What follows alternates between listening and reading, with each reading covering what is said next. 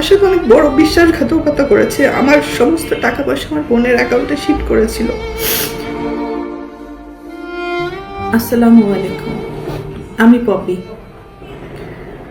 দীর্ঘ 28 বছর চলচ্চিত্রে কাজ করেছি, অনেক সুনামের সাথে, সম্মানের সাথে। কোটি কোটি দর্শকদের ভালোবাসা পেয়েছি, ইন্ডাস্ট্রির মানুষের ভালোবাসা পেয়েছি। কিন্তু এই মুহূর্তে আমি ক্যামেরার সামনে কথা বলছি একজন ব্যর্থ মানুষ হিসাবে।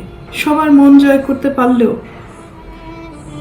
দীর্ঘ 28 বছর আমি যাদের জন্য কাজ করেছি, যাদেরকে এই হাতে লালন পালন করেছি, তাদের কাছে আমি অযোগ্য একজন মানুষ। তাদের মন মতো চলতে পারিনি, তাদের মনের মতো করে নিয়ন্ত্রিত হতে পারিনি। হয়েছি, একসময় হয়েছি, কিন্তু এখন হতে পারি না। তার করে বলেছি আমি একজন ব্যর্থ মানুষ। একটা মানুষ তো সবসময় সবার কাছে ভালো হতে পারে না, সব সময়ের জন্য ভালো হতে পারে না। আমি যখন ইনকাম করেছি, 2 হাতে দিতে পেরেছি, লুটাতে পেরেছি, তখন আমি আমার পরিবারের কাছে অনেক প্রিয় একজন মানুষ ছিলাম। এখন দিতে পারি না হয়তো তাদের প্রয়োজন অনুযায়ী, যার কারণে আমি এখন তাদের কাছে গলার কাটা। যাদের জন্য কাজ করেছি আজকে তারা কেউই আমার না। এই জন্য হয়তো আল্লাহ বলে, যার যার জীবন হিজ হিজ হুজ হুজ, কিয়ামতের মাথায় কেউ কাউকে চিনবে না। আজকে যাদেরকে আমি এই 2 হাতে ছোটবেলার থেকে লালন পালন করেছি, যাদেরকে আমি মানুষ করেছি, আমার জীবনের অনেকগুলো সময়, সুন্দর একটা সময়, প্রতিটা মানুষের একটা সুন্দর সময় থাকে নিজের জীবন উপভোগ করার সময়। সেই সময়টা আমি তাদের জন্য ব্যয় করেছি, তাদের পিছনে ব্যয় করেছি, তাদেরকে মানুষ করার জন্য। ভাই বোনদেরকে নিজের সন্তান হিসেবে লালন পালন করেছি, দায়িত্ব পালন করেছি। নিজের ভবিষ্যৎ, নিজের ভালো লাগা, মন্দ লাগা অনেক কিছু বাদ দিয়ে দিয়েছি শুধু আমার ভাই বোনদেরকে মানুষ করার জন্য।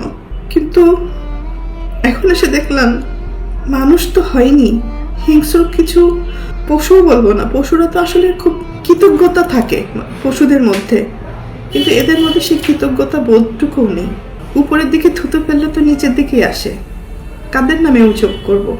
আর আমি যেহেতু আমার ভাই বোনদেরকে, আমার বাবা মাকে অনেক ভালোবাসি, যার কারণে আমার জীবনে আমি অনেক কিছু ফেস করেছি। তাদের দ্বারা নির্যাতিত হয়েছি, লাঞ্ছিত হয়েছি, অপমানিত হয়েছি। এত বছর যে আমি ইন্ডাস্ট্রিতে ইনকাম করেছি, তারা আমার সাথে বেইমানি করেছে। আমার সমস্ত অর্থ আমার কাছ থেকে নিয়ে নিয়েছে। আমার টাকা দিয়ে কেনা সয় সম্পত্তি কোনো কিছুই আমার নামে ছিল না, আমার প্রত্যেকটা ভাই বোনের নামে ছিল। আমার অ্যাকাউন্টগুলো শূন্য ছিল। আমার গাড়ি, শুধু আমার দেহটা ছাড়া আমার কোনো কিছুই আমার ছিল না, সব কিছুই তাদের আন্ডারে ছিল। হ্যাঁ, আমিও তাদের আন্ডারে ছিলাম। তো একটা পর্যায়ে এসে মানুষের জীবনে বেঁচে থাকার জন্য কিছু না কিছু প্রয়োজন হয়। তো বেঁচে থাকার মতো শুধু আমার জানটা ছিল হয়তো। একটা পর্যায়ে এসে যখন আমি জানতে পারলাম আমার পরিবারই আমার সাথে বেইমানি করেছে, আমাকে ঠকিয়েছে, আমার সব কিছু কেড়ে নিয়েছে, এগুলো জানার পরে আমি চুপ ছিলাম। আমি যাদেরকে কোলে পিঠে মানুষ করেছি এই হাত দিয়ে, আমি তাদের দ্বারা অনেক বেশি নির্যাতিত হয়েছি। তারা আমাকে ফিজিক্যালি অ্যাসল্ট করেছে, আমার টাকা চুরি করে আমাকে মারার প্ল্যান করেছে। আমার আপন ভাই এটার সাথে জড়িত, আপন বোন জড়িত। একটা সামিন নামে একটা ছেলেকে পালক নিয়েছিলেন। এখন আমি জানি না এটা আমার বোনের কিনা, আমার 3 নম্বর বোনের অবৈধ সন্তান কিনা। তারপরেও আমি অ্যাকসেপ্ট করেছিলাম যে ঠিক আছে, একটা মানুষ তো, একটা বাচ্চাকে লালন পালনের দায়িত্ব নিয়েছিলাম। তো পরবর্তীতে দেখলাম এটা যখন হাতে পায়ে বড় হয়ে গেছে, তখন ওই হাত দিয়েই আবার আমাকে আঘাত করেছে।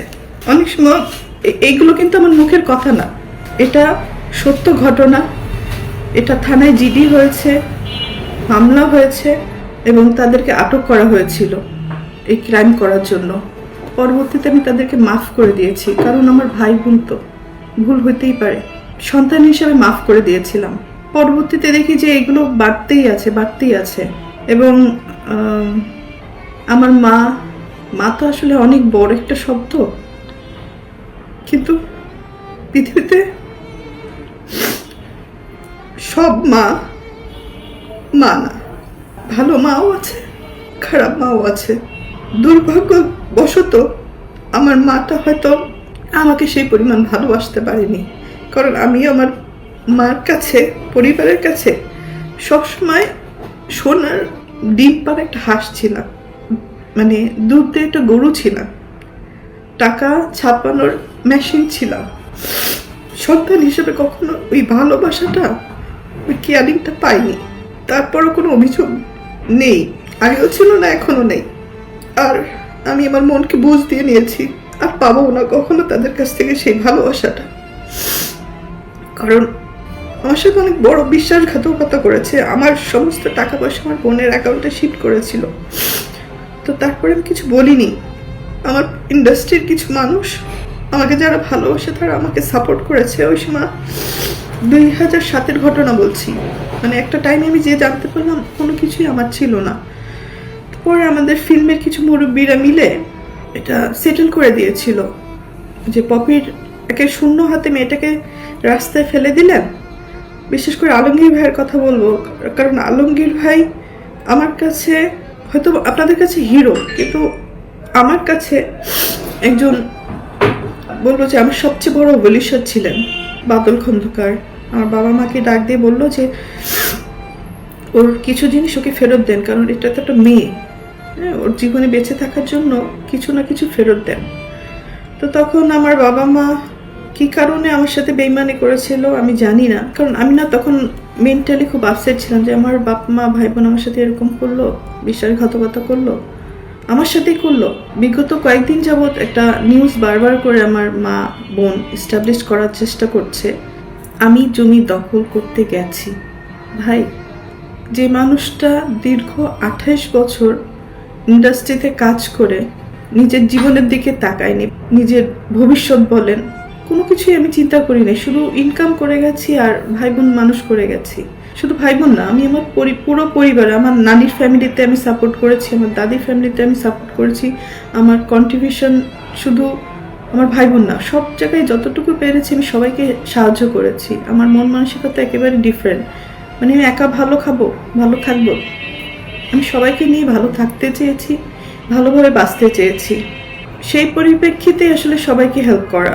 আমার নানি বাড়িতে যান, তার বাসায় যে সে যে ঘরটাতে থাকে সেই ঘরটাও কিন্তু আমার টাকা দিয়ে তোলা।